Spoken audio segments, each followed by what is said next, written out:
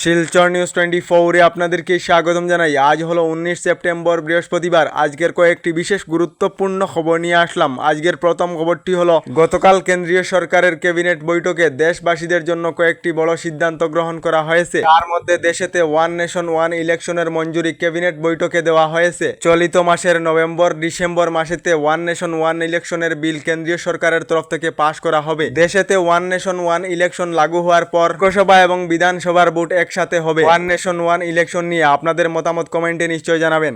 এদিকে যে সকলেরা সাহারাতে টাকা রেখেছিলেন তাদের জন্য এসেছে একটি ভালো খবর। আপনারা সাহারা ইন্ডিয়াতে টাকা জমা রেখেছিলেন নাকি কমেন্টে নিশ্চয় জানাবেন। সাহারার টাকা রিফাউন্ড নিয়ে কেন্দ্রীয় সরকারের তরফ থেকে একটি বড় পদক্ষেপ নেওয়া হয়েছে। সাহারা রিফাউন্ডেতে কেন্দ্রীয় সরকারের তরফ থেকে 10,000 করে টাকা দেওয়া হয়েছিল। এবার সাহারা রিফাউন্ডেতে 10,000 টাকার পরিবর্তে 50,000 টাকা করে দেওয়া হবে। সুপ্রিম কোর্ট এবং কেন্দ্রীয় সরকারের নির্দেশ অনুযায়ী শীঘ্রই সাহারার টাকা রিফাউন্ড করা হবে। আগে যে কোনো আপডেট আসলে আমি আপনাদেরকে নিশ্চয় জানাবো।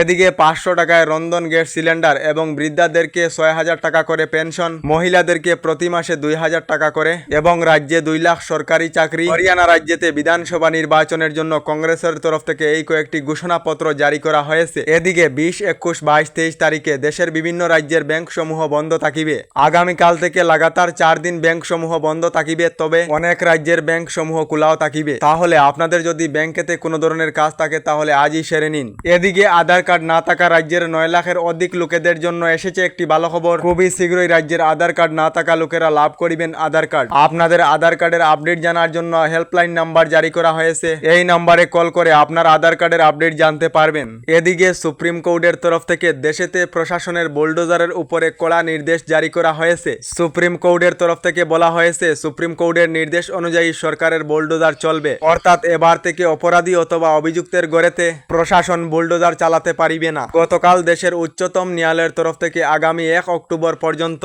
দেশেতে বুলডোজার বন্ধের নির্দেশ দেওয়া হয়েছে। এদিকে 2024-তে পিএম বিশ্বকর্মা যোজনার আবেদন প্রক্রিয়া আরম্ভ হয়েছে। এদিকে এখনো পর্যন্ত যে সকলেরা পিএম বিশ্বকর্মা যোজনাতে আবেদন করেছেন না, আর পিএম বিশ্বকর্মা যোজনায় আবেদন করিতে পারিবেন। কেন্দ্রীয় সরকারের 13,000 কোটি টাকার অভিলাষী প্রকল্প পিএম বিশ্বকর্মা যোজনার অধীনে হিতাধিকারীদেরকে 15,000 টাকার বিনামূল্যের টুলকিট প্রদান করা হবে। তার সঙ্গে সুদ ছাড়া 3 লাখ টাকা করে লোন প্রদান করা হবে বলে জানানো হয়েছে। আপনারা পিএম বিশ্বকর্মা যোজনায় আবেদন করেছেন নাকি কমেন্টে নিশ্চয় জানাবেন। এদিকে আজ অর্থাৎ 19 সেপ্টেম্বর আজ থেকে রাজ্যে অরুণোদয় 3.0 এবং নতুন রেশন কার্ডের আবেদন প্রক্রিয়া আরম্ভ করা হয়েছে।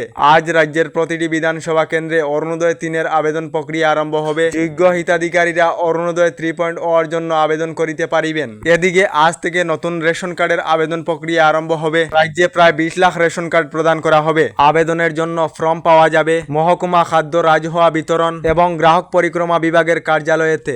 তার সঙ্গে pds.assam.gov.in পোর্টালেতে নতুন রেশন কার্ডের আবেদনপত্র লাভ করিবেন বলে জানানো হয়েছে। এই প্রপত্র পূরণ করে সঙ্গে ডকুমেন্ট সহ গ্রাম অঞ্চলের লোকেরা গ্রাম পঞ্চায়েত কার্যালয়তে জমা দিতে হবে এবং শহর অঞ্চলের লোকেরা পৌরসভায় জমা দিতে হবে বলে জানানো হয়েছে। এদিকে যে সকলেরা বিনামূল্যে life time free cashback card এবং বিজনেস লোন অথবা পার্সোনাল লোনের জন্য আবেদন করিতে চান, ভিডিওর স্ক্রিনে নাম্বার দেওয়া রয়েছে, আপনারা যোগাযোগ করিতে পারিবেন। এদিকে দেশের গৃহমন্ত্রী অমিত শাহ জানিয়েছেন শীঘ্রই দেশেতে লাগু করা হবে ওয়াকফ সংশোধনী বিল। ওয়াকফ সংশোধনী বিল নিয়ে 19-20 সেপ্টেম্বরেতে সংসদে বৈঠক করা হবে এবং জেপিসি অর্থাৎ জয়েন্ট কমিউনিটি পার্লামেন্টের তরফ থেকে দেশের লোকেদের কাছ থেকে রায় প্রাপ্ত করা হবে বলে জানিয়েছেন গৃহমন্ত্রী অমিত শাহ। আমাদের ডেইলি খবরগুলি ভালো লাগিলে আমাদের ভিডিওতে লাইক দিয়ে চ্যানেলটিকে সাবস্ক্রাইব করে নেবেন।